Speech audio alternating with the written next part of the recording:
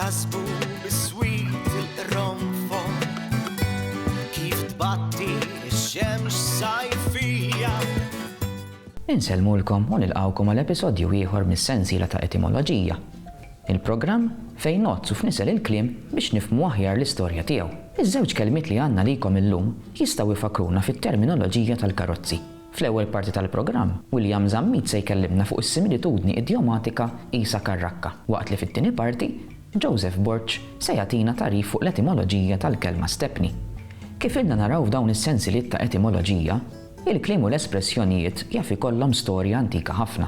Uħud minnhom imutu ma' żmien, oħrajn jinbidlu jew jiksbu tifsira ġdida. Il-kelma Karrakka hija waħda minn dawk il-kelmiet li ilha magħna minn żmien l-Ordni ta' San Ġwan, iżda llum kisbet tifsira differenti. Mhux talli kisbet tifsira ġdida, imma talli ġiet tfisser l-oppost ta' dak li oriġinarjament kienet tfisser. La semmejna l-karozzi, ma nistax ma nieħux l-opportunità u ngħid kelmtejn ħfief fuq tipi differenti ta' karozzi li nafu bihom. Kontu tafu li l-karozzi normali, dawk li bl-Ingliż nirreferu għalihom bħala motor cars, fl-antik kienu jissejħu karozzi tan-nar. Ekku, dawk il-karozzi li kienu jimxu bla żwiemel kienu jissejħu hekk għax waqt li jimxu jarmu d-duħħan u allura f'moħħ il-Maltin kien fihom in-nar. Dawn deru fostna fi żmien il-Gwerra l-Kbira li bdiet fl-1914. Imbagħad nistgħu nsemmu wkoll il-karozzi tal-linja, magħrufa wkoll bħala xarabank, li kif konna semmejna fl-aħħar sensiela ġejja minn xar A bank, jew aħjar karozza bil-bankijiet. Għal dawk il-karozzi li għandhom ftit żmien, iżda nżammu f'kondizzjoni tajba u kisbu ċertu preġju, hemm il-karozzi klassiċi. Insibu wkoll il-karozzi sportivi u l-karozzi ta' tlielaq li jafu jolqtu lajn ukoll ta' min iħobb dan id-delizzju. Karozzi aktar moderni illum huma dawk elettriċi jew hybrid, waqt li jekk ikollok bżonn tikri waħda sakemm tinqeda, tmur għall-karozzi tal-kiri. Interessanti wkoll li d-dizzjonarju ta' Giuseppe Aquilina jiddokumenta l-espressjoni il-karozza ta' San Franġisk li jaf tqarraq ftit bik għax mi karozza xejn, għax tintuża meta xi ħadd imur x'imkien bil-pass. Tlaqna issa nisimgħu fuq il-karozza Karrakka u naraw ftit wara kollox x'inhi l-etimoloġija tagħha.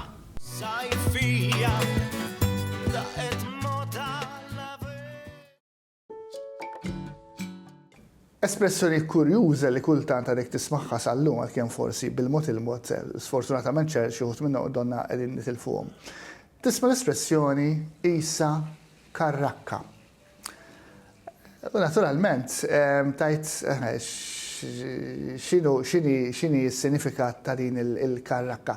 Ovvjament tingħat meta inti qed tara xi ħaġa antika, qed taqa' biċċiet, m'għandha l-ebda valur, sewwa.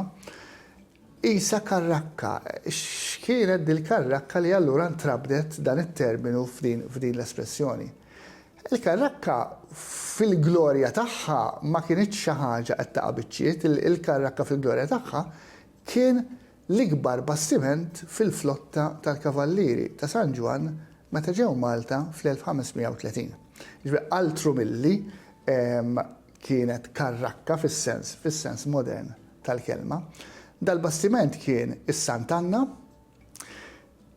kien bastiment bil-qluħ, ma kienx bastiment tal-imqadef, jiġifieri fil-waqt il-flotta tal-ordi kienet magħmula mill-galeri għal ħafna żmien anke wara. Is-Sant'Anna kienet Karrakka. Karrakka, l-etimoloġija proprja tal-kelma hija tip ta' bastiment. Bastiment kbir, bastiment b'saħħtu, bastiment bil-qluħ. Qed nitkellmu fuq bastiment qabel, qed nitkellmu fis-seklu 16, qabel ma evolvew il-bastimenti kbar dawk li ngħidulhom it-third rates ta' żmien Nelson, ta' żmien Napoleon, eċċetera, li ġew wara. Jiġifieri fi żmien il-Karrakka ħafna mill-bastimenti kienu ferm iżgħar, il-bastimenti kienu bl-imqadef, il-bastimenti kienu il-galeri. L-ordni kien ikkommissjona il-bini ta' dal-bastiment kbir, semmih kif kienu jħobbu jagħmlu għal-qaddisi naturalment dak iż-żmien Sant'Anna, għandna deskrizzjonijiet u anke inċiżjonijiet illi juru din il-Karrakka, bastiment li kien jimpressjonak. Kellu l-fran tiegħu, kellu ġifieri dana kien bastiment li jakkomoda mijiet ta' nies. Sewwa, baħrin, soldati, bastiment armat, bastiment b'saħħtu, bastiment li kien nissel biża' fl-għadu. U allura meta l-ordni waslu f'Malta fl-1530, fost il-galeri waslet ukoll Malta din is-Sant'Anna, din il-Karrakka. Għamlet żmien kompli tintuża fil-ġlied fuq il-baħar li kien ikollhom l-ordni, eċċetera. Naturalment, biż-żmien bħal kollox, iż-żmien isajjar kollox, iż-żmien iqaddem kollox, u din il-karrakka bil-mod il-mod dit tiġi abbandunata, għadda żmienha, għamlet snin twal mitluqa fil-port, tiżżarma ta' biċċiet sakemm fl-aħħar spiċċat fix-xejn. Imma dan il-perjodu ta' snin fejn inti għandek dal-bastiment li darba kien kbir, darba kien glorjuż, issa qiegħed jitmermer, issa qiegħed jitnawwar fil-vista ta' kulħadd għax dan baqgħet fil-port, is-Sant'Anna. Wassal probabbilment għal din l-espressjoni ta' din xi ħaġa illi issa iddeġenerat, saret karrakka fis-sens ħażin tal-kelma. Ma dix xi ħaġa glorjuża, imma saret xi ħaġa. U allura għandek dal-iżvilupp interessanti fejn li baqgħet sal-lum ħafna drabi nużawha, interessanti li ħafna drabi nassoċjawha sal-lum ma' mezzi ta' komunikazzjoni, ħafna drabi mal-karozzi. Għandi biċċa karrakka qed taqa' biċċiet, għandi karozza qed taqa' biċċiet. Interessanti, kultant tisma' anke fil-maskil. Jekk għandi van qisu karrakka. Jista' jkolli kollezzjoni minnhom, għandi garax mimli kollha karrakki. Jiġifieri interessanti kif il-lingwa tuża l-istess terminu f'daw il-modi differenti ġifieri kif qed ngħidu.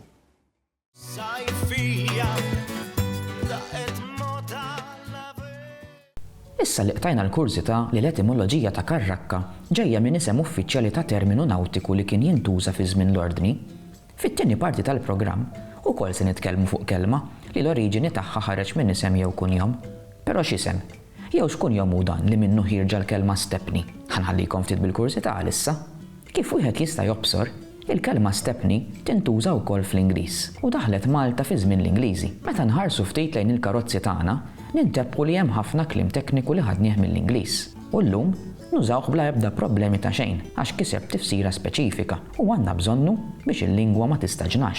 Għandna kliem li tajnieh dik il-laqta żgħira Maltija. Ngħidu aħna it-tajjer tal-karozza, ir-rimmijiet, il-wipers u puncher. Hemm imbagħad kliem ieħor li żammejnieh kif inhu, iżda integra l-kollox mal-idjoma Maltija. U llum jitqies Malti. Nistgħu nieħdu dawn l-eżempji biex tifhmuni aħjar.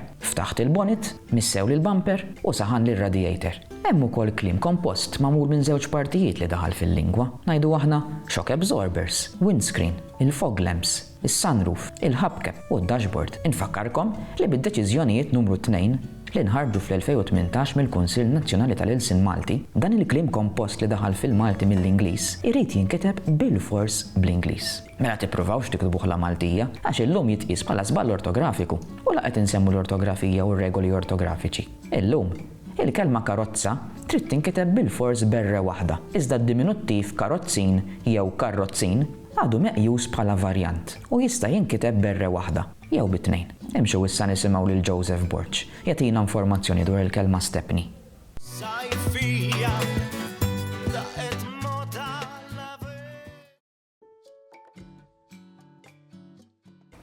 Mela stepni fl-etimoloġija tagħha hija pjuttost kelma naqra stramba.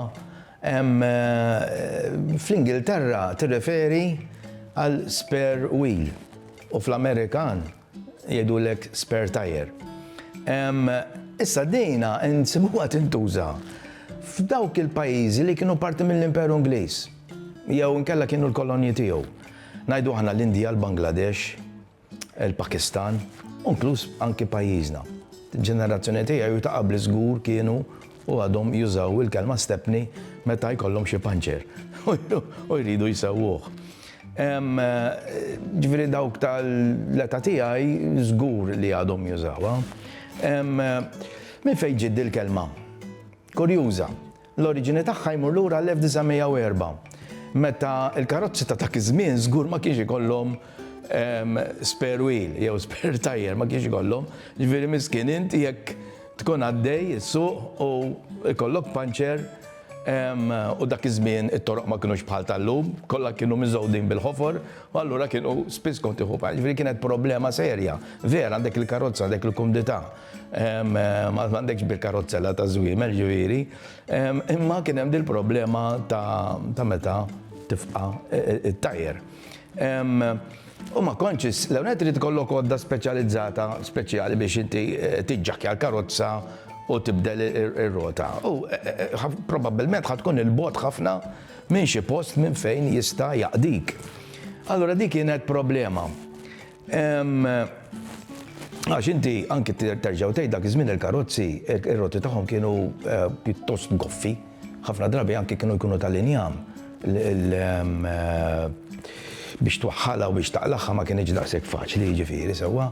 Imbagħad kien hemm tnejn, ċertu Thomas Davis u Hugo Walter, li salvaw is-sitwazzjoni biex ngħidu hekk. Daw kellhom negozju fl-Anelli fin-nofsinhar ta' Wales u ħolqu apparat li kien jikkonsisti f'tajjer hemm waħħal ma' rimm. Imma ma kellux li mażel l-spokes jiġifieri, mela inti kellek ir-rimm u it-tajjer imwaħħal miegħu. Issa dan kellu miegħu apposta biex tkun tista' tqabdu mar-rota, mela inti ma taqlax ir-rota, ir-rota tibqa' fejn hi bil-panċer b'kollox. Imma inti ħadd waħħal dan ir-rim li għandu tajjer miegħu u tqabbada mar-rota u tiġi fuq barra. U ma kienu jirreklamawha li jaqas għandek bżonn għodda biex tibdilha din jew m'għandekx bżonn tiġġakkja l-karozza ġifieri. Issa huma sejħu dan l-invenzjoni tagħhom. L-Stepney Spare Wheel, għax il-ħanut tagħhom hemm kien jinsab fi Stepney Street, fi triq Stepney. Fi Jannar tal-1906, meta bdew jipproduċuhom dawn, biegħu 7. Sa wissu tal-istess sena, id-domanda telet għal 1000. Tant kien meħtieġ, tant kienet meħtieġa u d-domanda kienet edemmek, u lanqas biss jgħidulek li rreklamawh. Ġifri kollox bil-kelma, ħadet il-popolarità tagħha din. U tant kellhom suċċess li waqfu l-kumpanija bl-isem ta' Stepney Spare Motor Wheel. U n-negozju beda jinferex ovvjament fl-Ingilterra, fl-Imperu Britanniku u l-kolonji mbagħad inkluż Malta. Tajjeb, ma kellhomx daqshekk suċċess fl-Istati Uniti għax hemmhekk bdew jikkupjawlhom din l-invenzjoni u ma rnexxilhomx jagħmlu suċċess, imma l-bqija madwar l-Imperu Ingliż bdiet tintuża ħafna. U fil-fatt sal-1912 kull taxi, għax kien hemm it-taxis diġà, kellha spare wheel. Sewwa biex dak li jkun għall-inqas ikollu biex jibda rota jekk jieħu panċer.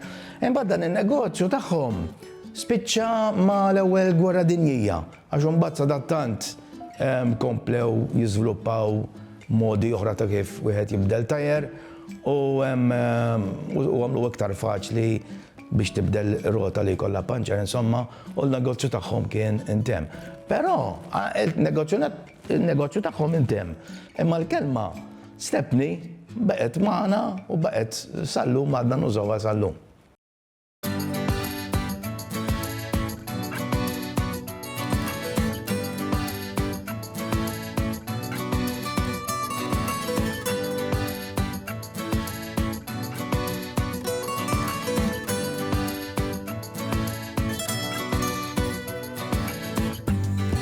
Tasbu bis-swit il-ronfon kif tbatti x-xemx sajf